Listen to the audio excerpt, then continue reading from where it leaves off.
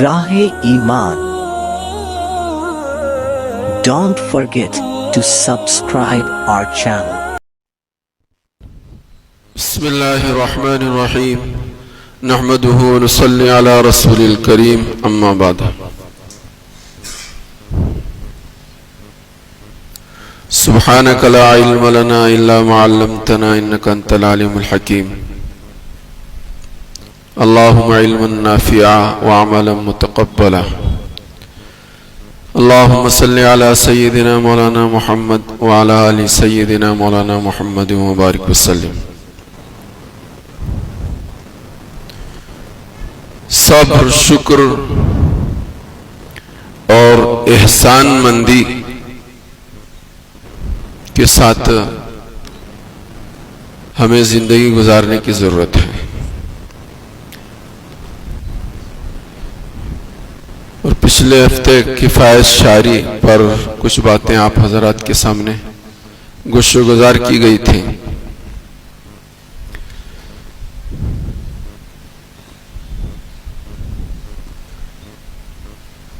اللہ کرے کہ وہ ساری خوبیاں ہم سب کے اندر پیدا ہوں.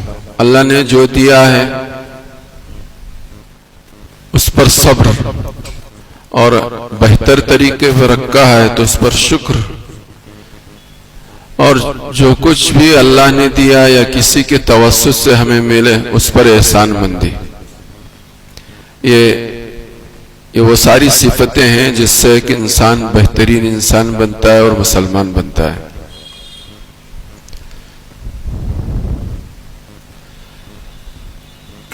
آج کل ہم سب کے اندر صبر بھی نہیں، شکر بھی نہیں،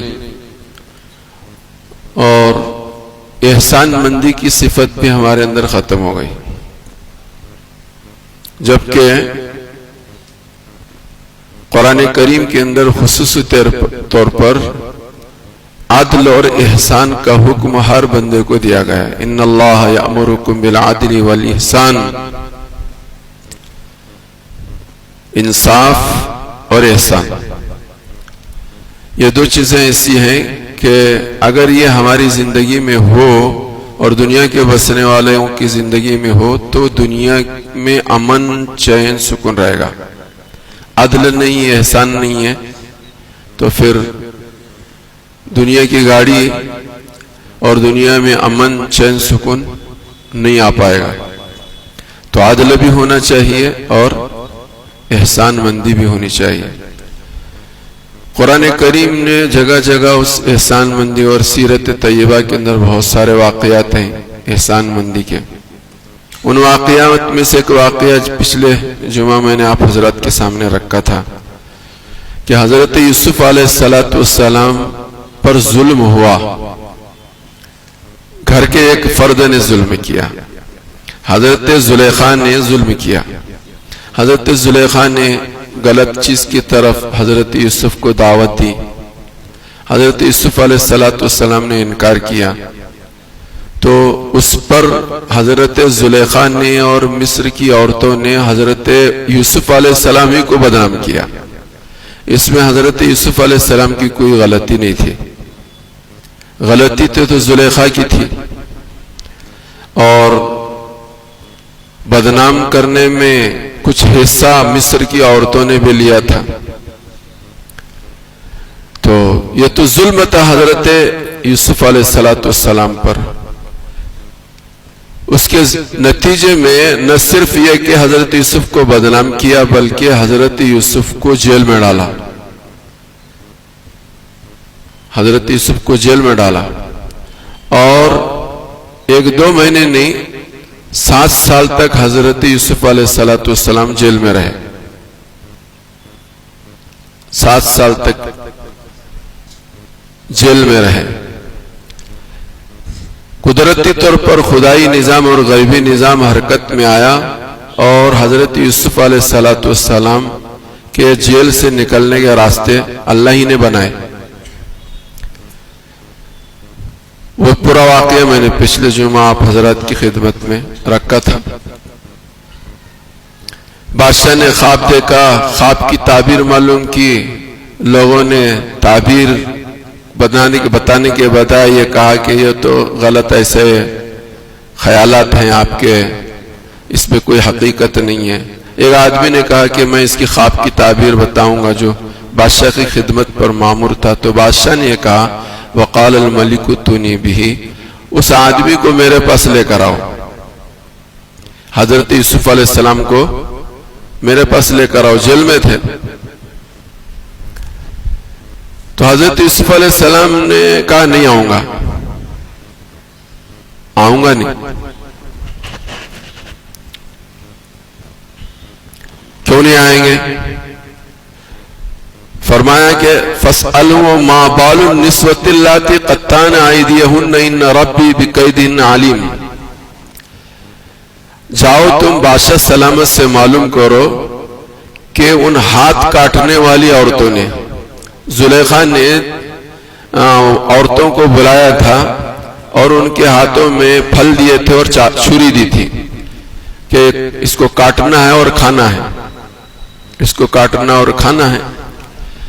اور اس پروگرام بنایا تھا کہ حضرت یوسف علیہ السلام کو اس کا مامور کیا تھا کہ میں جب تمہیں کہوں گے فوراً تمہیں باہر نکلنا ہے۔ ان کے کرسیوں پہ بٹھایا، ان کے ہاتھوں میں ایک ہاتھ پہ پھل اور ایک ہاتھ میں چھری دی، اور حضرت یوسف علیہ السلام کو کمرے سے باہر نکلنے کا حکم دیا اور ان کو ادھر پھل کاٹ کر کھانے کا حکم دیا۔ وہ عورتوں نے حضرت یوسف علیہ السلام کو دیکھا تو بجائے یہ پھل کاٹنے کے وہ اپنے ہاتھ کاٹ لیے۔ اتنے حسین اور خوبصورت اور جمیل تھے حضرت یوسف علیہ السلام، ان کے ہوش و حواس اڑ گئے اور انہوں نے ہاتھ اپنے کاٹ لیے پھل کاٹنے کے بجائے۔ قرآن کریم نے اس کا تذکرہ کیا ہے، ما بال النسوۃ اللاتی قطعن ایدیہن، کہ جنہوں نے اپنے ہاتھ کاٹ لیتے۔ تو علماء نے اس پر سوال قائم کیا ہے کہ وہ تو اصل تو زلیخا تھی، اس نے حضرت یوسف کو بدنام کیا تھا، لیکن حضرت یوسف علیہ السلام نے زلیخا کے متعلق سوال نہیں کیا کہ اس زلیخا نے مجھے غلط چیز کی دعوت دی تھی، میں نے انکار کیا تھا، زلیخا نے مجھے بدنام کیا ہے، زلیخا نے مجھے جیل میں ڈالا ہے۔ اس واقعے کا کیا حال، اس واقعے کی حقیقت کیا، اس کی تحقیق کیا، حضرت یوسف نے یہ نہیں پوچھا۔ پوچھا تو کیا پوچھا، ان ہاتھ کاٹنے والوں کا قصہ کیا ہے۔ زلیخا تذکرہ نہیں کیا، عزیز مصر کا تذکرہ ہرگز قطعاً حضرت یوسف علیہ السلام نے نہیں کیا۔ کیوں نہیں کیا؟ کرنا تو ان کا چاہیے تھا، بدنام تو اس نے کیا تھا، غلط چیز کی دعوت تو اس نے دی تھی۔ تو علماء نے، مفسرین نے اس کا ایک جواب دیا ہے، وہ جواب مجھے سنانا آپ حضرات کو مقصود ہے۔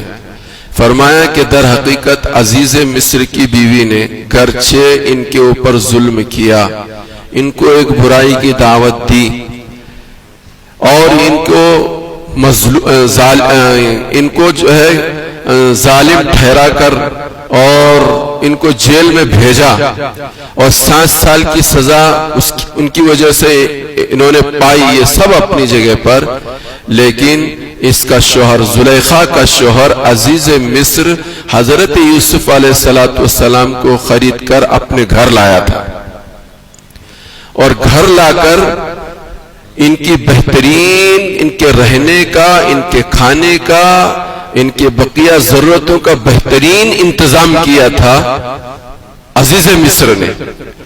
ایک زمانے تک میں ان کے گھر میں رہا ہوں، ان کی نعمتوں سے پلا ہوں، میرے لیے کسی طرح سے بھی مناسب نہیں ہے کہ اس کے گھر کو میں بدنام کروں، اس لیے میں نے زلیخا کا تذکرہ نہیں کیا، زلیخا کے گھر کا تذکرہ نہیں کیا، بلکہ تذکرہ اور سوال جو کیا میں ان عورتوں کا کیا جو باہر سے آئی ہوئی تھی۔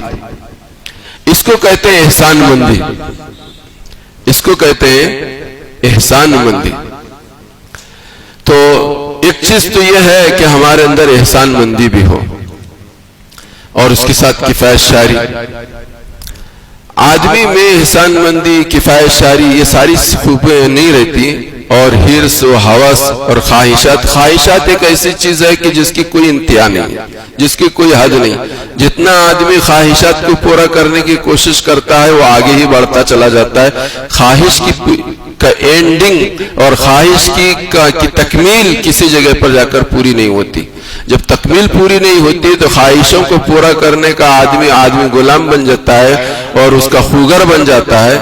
تو ان خواہشوں کے پورا کرنے کے لیے پھر آدمی کے دل میں مال کی حرص بڑھتی ہے, عہدے اور منصب کی حرص بڑھتی ہے. اور عہدے اور منصب کی ایک حرص ایسی ہے, مال و دولت کی ایک حرص ایسی ہے کہ انسان انسانیت سے عاری اور خالی ہو جاتا ہے. پھر وہ یہ نہیں دیکھتا کہ مذہب کیا سکھاتا ہے, انسانیت کیا سکھاتی ہے, سامنے والا کون ہے, قوم کیا کہتی ہے, بھلائی کس میں ہے, اچھائی کس میں ہے, میری دنیا کس میں بنے گی, آخرت کس میں بنے گی. وہ اس سے عاری اور خالی ہو جاتا ہے, وہ دستبردار ہو جاتا ہے. جس کی مثال ایک میں آپ حضرات کی خدمت میں پیش کر کے بات کو ختم کرنا چاہتا ہوں. میں اور آپ تو کس درخت کے پتے ہیں, ہماری اور آپ کی کیا حقیقت اور کیا حیثیت ہے. صحابہ کا زمانہ ہے. حضرت عثمان غنی رضی اللہ تعالیٰ عنہ خلیفہ ثالث ہیں. خلیفہ ثالث ہیں. حضرت عثمان غنی کے تعلق سے لوگوں نے بدگمانی پیدا کر دی کہ یہ اپنے لوگوں کو مال بہت دیتے ہیں, اپنے رشتہ داروں میں مال بہت دیتے ہیں, ہم کو نہیں دیتے, ہم کو نہیں دیتے. یہ اپنے لوگوں کو منصب دے رہے ہیں, گورنریاں تقسیم ہو رہی ہیں, ہم کو نہیں دیتے. عبداللہ ابن سبا نے اس کو ایک شوشہ مل گیا اور اس نے تمام ممالک میں اپنے چیلے اور چپاٹے بھیج کر اس کی ہوا چلائی اور ان کو اس بات کا مامور کیا, جہاں جہاں اس کے چیلے چپاٹے گئے ان کو یہ ذمہ داری دی کہ تمہیں دو کام کرنے ہیں. ایک کام تو یہ کرنا ہے کہ دین کا کام خوب کرو, اچھی طرح سے سمجھ لیں اس کو بھی, دین کا کام خوب کرو, لوگوں کی دینی اعتبار سے رہبری اور رہنمائی خوب کرو, اور ساتھ ہی ساتھ حضرت عثمان غنی کے تعلق سے لوگوں میں بدگمانیاں بھی پھیلاؤ. دین کے کام کے ذریعے سے لوگ تم سے قریب آئیں گے, اور جب قریب آئیں گے تو تمہاری بات, تمہاری چلائی ہوئی بات ان کے دل و دماغ میں اترے گی. اس کے بعد میں اپنے مقصد کو پورا کر سکوں گا.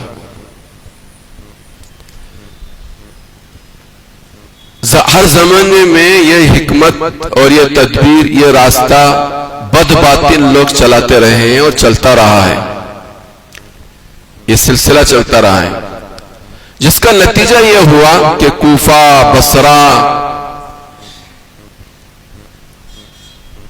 اور مصر, یہاں حضرت عثمان غنی کے تعلق سے ہوا خراب ہو گئی اور سب نے اپنے اپنے مطالبات کرنے شروع کر دیے.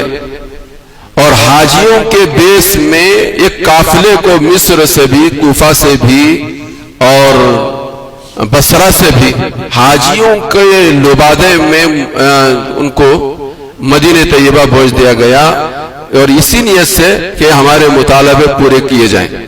انہوں نے اپنے مطالبے لے کر حضرت عثمان کی خدمت میں یہ مطالبہ, ہمارے مطالبے منظور کرو یا نہ خلافت سے دستبردار ہو جاؤ.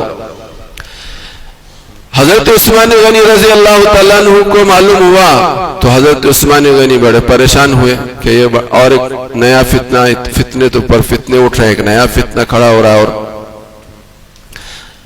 تو حضرت علی رضی اللہ تعالیٰ عنہ کے توسط سے حضرت عثمان غنی نے افہام و تفہیم کا کام کیا اور ان کو واپس بھیجنے کا کام کہ بھئی تمہارے مطالبات جو ہیں جائز مطالبات کو پورا کیا جائے گا, آپ لوگ واپس چلے جاؤ, شور ہنگامہ کرنا اچھی بات نہیں ہے.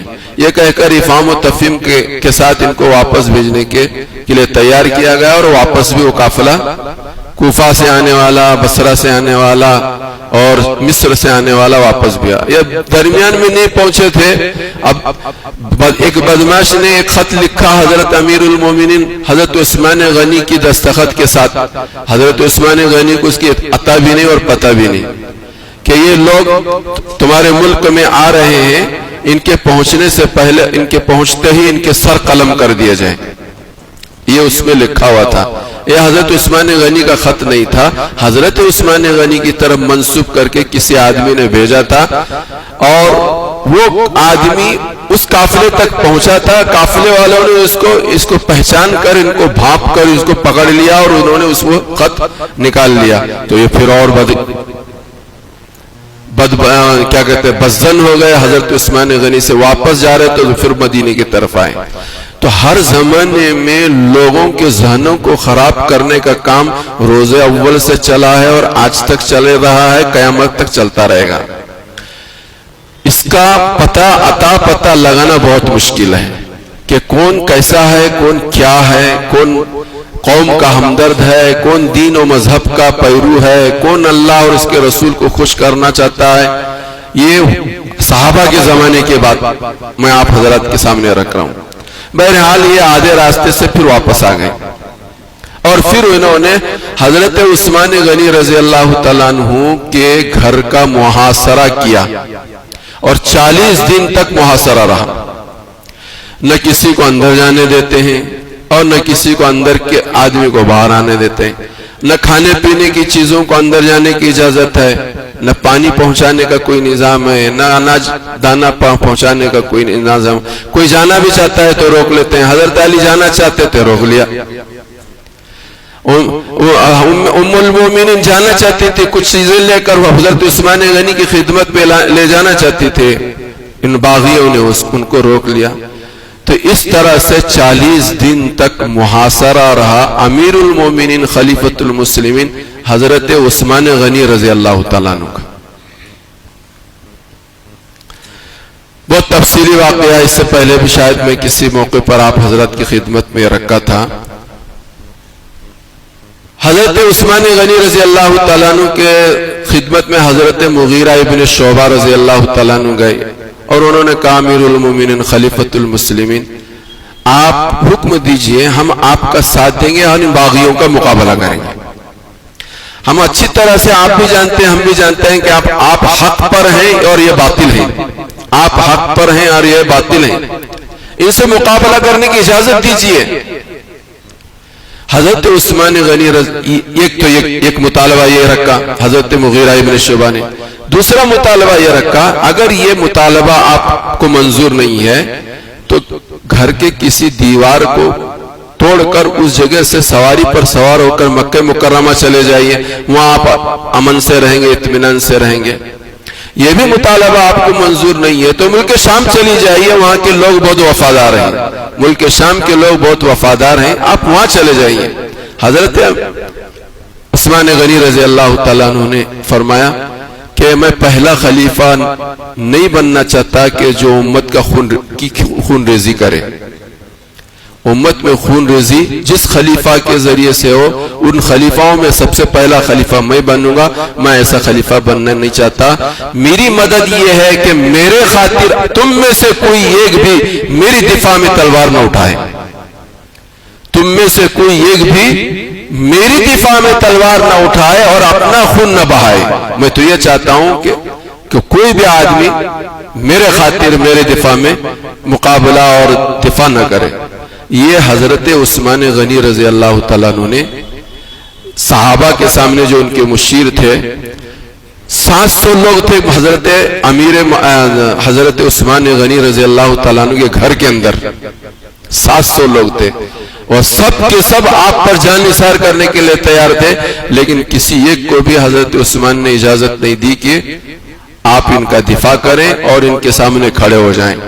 حضرت عثمان اس کو پسند ہی نہیں کرتے تھے کہ امت میں انتشار ہو، امت میں اختلاف ہو، آپس میں مسلمان ایک دوسرے کا خون خرابہ کریں. یہ ہم اپنی وجہ سے نہیں چاہتے، اس کو میں نے برداشت کرتا. تو دوسری چیز کہ مکہ مکرمہ چلے جائیے. تو حضرت عثمان غنی نے فرمایا مجھے امید نہیں ہے کہ یہ اس کی مکہ مکرمہ مسجد حرام کی توہین نہیں کریں گے. مجھے خطرہ ہے وہاں بھی یہ توہین کا کام اور اہانت والا کام کریں گے. میں اپنے اس عمل کے ذریعے سے اس مقدس مقام کی توہین نہیں چاہتا، اس لیے میں وہاں بھی نہیں جا سکتا. ملک شام چلے جائیے. فرمایا کہ میرا دارال ہجرت ہے، یہ میرا ہجرت کا گھر ہے، حضرت محمد رسول اللہ اور ہجرت کا گھر چھوڑ کر میں ملک شام چلا جاؤں، مجھے یہ بھی گوارا نہیں ہے، مجھے یہ بھی گوارا نہیں۔ مختصر مجھے یہ بتانا ہے کہ آدمی کو جب منصب اور مال کی ہرس ہوتی ہے تو وہ کہاں تک جاتا ہے۔ حضرت عثمان غنی رضی اللہ تعالیٰ عنہ نے ایک موقع پر ایک دن اپنی گھر کے چھت پر چڑھ کر اپنے فضائل اور اپنے مناقب اور اپنی کارکردگی، اپنی کارگزاری سنائی اور اپنی ساری باتوں کو ان کے سامنے گنوایا کہ جس وقت حضرت محمد رسول اللہ اور ہم مدینہ طیبہ میں آئے تھے، اس مدینے کے اندر میٹھے پانی کا کوئی عام رفاع کے لیے، عام لوگوں کو پینے کے لیے کوئی کنواں نہیں تھا۔ سرکار مدینہ محمد عربی صلی اللہ علیہ وسلم نے اعلان کیا تھا، کون ہے وہ جو مسلمانوں کے پینے کا انتظام کرے کہ اللہ پاک اسے جنت میں پانی پلائیں گے۔ اس وقت کون تھا وہ میں ہی تھا کہ جس نے مسلمانوں کے خاطر کنواں خرید کر مسلمانوں کے لیے وقف کیا مدینے کے اندر۔ مسجد نبوی کی زمین تنگ ہو رہی تھی، حضور نے اعلان کیا تھا کہ اس کی زمین کو خریدی جائے اور مسجد کی وسعت کو وسیع کیا جائے۔ تو وہ کون ہے جس نے مسجد کے لیے زمین خریدی تھی؟ آج تم اس مسجد میں نماز پڑھنے سے مجھے روکتے ہو۔ حضرت عثمان کو مسجد سے باہر نکلنے نہیں دیتے، مسجد میں جانا تو دور کی بات، 40 دن ہو گئے تھے۔ اس مسجد میں جانے سے حضرت عثمان غنی کو روکا جا رہا ہے۔ حضرت عثمان غنی نے کہا ایک موقع تھا کہ پہاڑ کے اوپر میں تھا اور صدیق تھے اور حضرت محمد رسول اللہ تھے اور پہاڑ ہل رہا تھا۔ اس موقع پر سرکار نے کہا تھا، اے پہاڑ رک جا، تیرے پشت پر آج ایک نبی ہے، ایک صدیق اور ایک شہید ہے۔ وہ شہید میں ہی تھا، میرے سوا اور کوئی نہیں تھا، ہم تین ہی تھے۔ ایک وہ موقع تھا کہ بیعت رضوان کے موقع پر سرکار کی طرف سے سفیر بن کر مکہ مکرمہ میں گیا تھا اور ادھر حضرت محمد رسول اللہ نے بیعت کی تھی، تو اپنے ایک ہاتھ کو اپنا میرا ہاتھ کہہ کر اس پر حضور صلی اللہ علیہ وسلم نے بیعت لی تھی۔ کیا یہ ساری چیزیں تمہیں معلوم نہیں؟ سب نے کہا کہ سب معلوم ہے، لیکن کریں گے وہی۔ ان لوگوں کے سامنے یہ ساری تقریر ہوئی، ان سب نے آپس میں مذاکرہ کیا، حضرت عثمان غنی نے اس کو سنا۔ یہ کیا بات کر رہے تھے اس موقع پر؟ یہ بات کر رہے تھے کہ دیکھو حج کا زمانہ ختم ہونے کے قریب ہے، حج ختم ہوگا، لوگ فوراً مدینہ طیبہ کی طرف آئیں گے اور جس مقصد سے ہم یہاں پر آئے وہ مقصد پھر پورا نہیں ہوگا۔ جس مقصد سے آئے اس کو جلدی سے کر گزرو۔ وہ مقصد کیا تھا؟ حضرت عثمان غنی رضی اللہ تعالیٰ عنہ کو شہید کرنا۔ حضرت عثمان غنی اپنی چھت پر سن رہے ہیں، تو حضرت عثمان غنی نے کہا کہ اسلام کے اندر تین ہی وجہ سے کسی کو قتل کیا جا سکتا ہے، یا تو یہ کہ اس نے زنا کیا اور شادی شدہ کے ہوتے ہوئے، یا یہ کہ وہ مرتد ہو گیا ہو، یا یہ کہ اس نے کسی کو ناحق قتل ارادتاً قتل کیا ہو۔ ان تین گناہوں کی وجہ سے ہی کوئی مسلمان کسی مسلمان کو شہید کر سکتا ہے، قتل کر سکتا ہے۔ ان میں سے کوئی ایک بھی گناہ ایسا نہیں جس سے مجھ سے سرزد ہوا، پھر تم مجھے کس بات کی وجہ سے شہید کرنا چاہتے ہو، قتل کرنا چاہتے ہو؟ یہ باتیں سب اپنی جگہ پر، ہم تو جس مقصد کے لیے آئے ہیں وہ کریں گے۔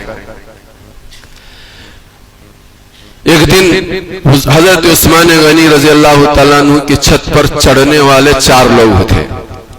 ان میں سب سے پہلے جو تھے محمد بن ابو بکر تھے، محمد بن ابو بکر تھے۔ حضرت عثمان غنی کی چھت پر گئے۔ حضرت عثمان غنی جمعہ کا دن تھا، قرآن کریم کی تلاوت فرما رہے تھے اور وہ پہنچے اور حضرت عثمان غنی کی داڑھی مبارک کو پکڑ کر ہلایا، زور سے جھٹکے دیے۔ حضرت عثمان غنی رضی اللہ تعالیٰ عنہ نے ان سے کہا، بھتیجے تیرا باپ ہوتا تو اس کو قطعاً پسند نہ کرتا، اس کو قطعاً نہ پسند کرتا۔ تو ذرا شرم آئی محمد بن ابو بکر کو، انہوں نے ہاتھ چھوڑ دیا حضرت عثمان غنی کا۔ یہ حضرت عثمان، یہ محمد بن ابو بکر، وہ تو آپ سمجھ رہے ہیں کون ہے یہ؟ اللہ اکبر۔ میں نام لینا نہیں چاہتا، کہیں ایسا نہ ہو کہ ان کے بارے میں تو ہمارے دلوں میں کچھ کھٹک پیدا ہو جائے۔ صحابہ کے بارے میں، کسی کے بارے میں دل میں کھٹک اچھی چیز نہیں ہے۔ ان کے بیٹے کس کی تربیت میں تھے؟ ان کے مربی کون تھے؟ حضرت علی رضی اللہ تعالیٰ عنہ نے ان کی تربیت کی تھی، محمد ابن ابو بکر کی۔ محمد ابن ان کو حضرت عثمان غنی سے दुश्मनी थी। किस वजह से थी? इस वजह से थी कि ये कोई ओहदा चाहते थे, उनको ओहदा नहीं मिला। उस दुश्मनी में सबसे पहले हजरत उस्मान गनी रजी अल्लाह तआला अन्हु के शहीद करने वालों के काफिले में सबसे पहले आगे आगे पहुंचकर हजरत उस्मान गनी की दाढ़ी को पकड़कर हिलाने वाले मोहम्मद बिन अबू बकर हैं।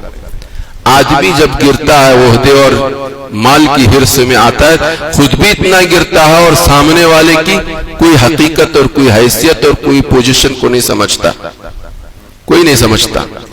उसके बाद जब मोहम्मद बिन अबी बकर पीछे हटे तो फिर किनाना इब्न बिश्र ने लोहे की सलाख ली और लोहे की सलाख से हजरत उस्मान गनी की एक सिमत में एक जोर से मारी की, जिसकी वजह से हजरत उस्मान गनी दूसरी सिमत में गिर पड़े।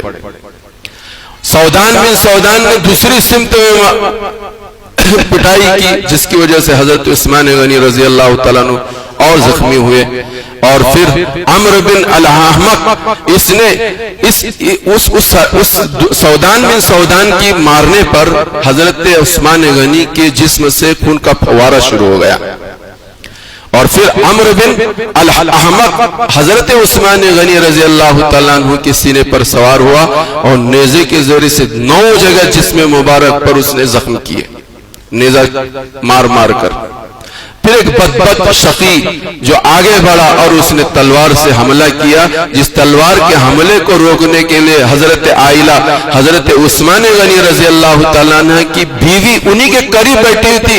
700 लोग हैं सामने, बीवी वहां है, सारा तमाशा बागी लोग कर रहे हैं। और हजरत आइला ने जब देखा कि ये बदबख्त हजरत उस्मान गनी पर तलवार का वार करना चाहता है, उन्होंने हाथ से उसको रोकने की कोशिश की, 3 उंगलियां कटी और वो वार हजरत उस्मान गनी के रजी अल्लाह तआला अन्हु पर हुआ और जिसके नतीजे में शमअ हयात हजरत उस्मान गनी रजी अल्लाह तआला अन्हु की बुझ गई और इस दुनिया से रुखसत होकर अल्लाह के यहाँ पहुंच गए। ये सब कुछ हुआ। ये सब कुछ किस वजह से हुआ? हजरत उस्मान गनी हमें माल नहीं देते, अपने रिश्तेदारों को माल देते हैं। हालांकि हजरत उस्मान गनी बैतुल माल से किसी को भी नाहक किसी को नहीं देते, अपने माल, बहुत बड़े मालदार थे हजरत उस्मान गनी, इतने बड़े मालदार थे कि उतना बड़ा मालदार सहाबा में कोई नहीं था।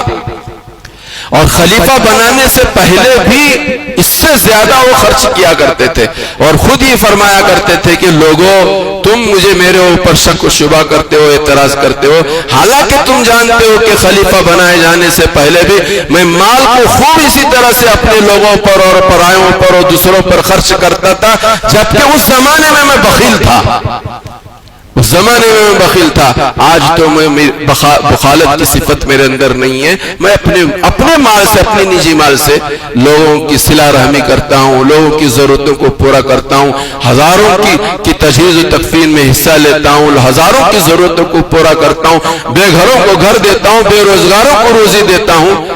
ये सारी चीजें हजरत उस्मान गनी रजी अल्लाह तआला अन्हु की तरफ से आती रही। लेकिन ऐसा मजलूम आसमान के तले और जमीन के ऊपर उस्मान गनी जैसा कोई नहीं है। इतने अफगानिस्तान से लेकर मराकश तक सारा इलाका हजरत उस्मान गनी की जेर असर था, यही हुक्मरान थे, लेकिन इनकी जनाजे की नमाज पढ़ने वाला भी 2 दिन तक कोई नहीं था, 2 दिन तक कोई नहीं था। बागियों ने ऐसा हाल मदीने तैयबा का कर रखा था कि किसी में हिम्मत नहीं थी कि घर से बाहर निकले। 2 दिन तक उसी खून के अंदर हजरत उस्मान गनी रजी अल्लाह तआला अन्हु की लाश पड़ी रही, कोई उठाने वाला नहीं था। 2 दिन के बाद रात के अंधेरे में 17 लोगों ने सिर्फ जनाजे को उठाया, गुस्ल का इंतजाम नहीं, कफन का इंतजाम नहीं। हजारों लोग उनके माल से कफन पहनने वाले, आज इनकी नाश उठाई जा रही है, कफन का कपड़ा मुयस्सर नहीं। जिन कपड़ों में शहीद हुए थे उन्हीं कपड़ों और उन्हीं खून के साथ बगैर गुस्ल के जन्नतुल बकी में जगह नहीं मिली, जन्नतुल बकी में जगह। जो लोग मदीने तैयबा गए उनको अच्छी तरह से मालूम होगा, अगर वो جنت البقیع میں گئے ہوں تو حضرت عثمان غنی کی مزار جو ہے وہ مدینے جنت البقیع کے سب سے اخیر میں ہے. وہ اخیر میں اس لیے ہے کہ وہ جنت البقیع کا حصہ نہیں، وہ جنت البقیع کے باہر کا حصہ ہے. مجبوراً لوگوں نے جنت البقیع کے باہر ان کو دفن کیا. اب لوگوں نے اس کی دیوار کو اس کی باہر ہٹا کر اس کو بھی جنت البقیع میں شمار کر لیا. ورنہ حضرت عثمان غنی رضی اللہ تعالیٰ عنہ حضور کے زمانے میں جو جنت البقیع تھی اس جنت البقیع کے اندر مدفون نہ ہو پائے، مدفون نہ ہو پائے، مدفون نہ کر پائے. یہ صورتحال ہوئی. یہ کس نے کی؟ یہ ان لوگوں نے کی. یہ ان لوگوں کا حال ہے جن کے دل میں مال کی حرص تھی، عہدے اور کرسی کی طلب تھی. اس لیے کہتے ہیں کہ اپنی ضرورتوں کو کفایت شاری کے ساتھ پوری کی جائے. ضرورتیں خواہشات کو پورا کرتے رہو گے تو خواہشات کی کبھی پوری نہیں ہوں گی. اس کے لیے مال اور عہدے اور کرسی کی حرص بڑھتی رہے گی، بڑھتی رہے گی، بڑھتی رہے گی، اور آدمی کہاں تک پہنچ جائے گا کچھ کہا نہیں جا سکتا. اللہ مجھے اور آپ کو سب کو عمل کی توفیق عطا فرمائے.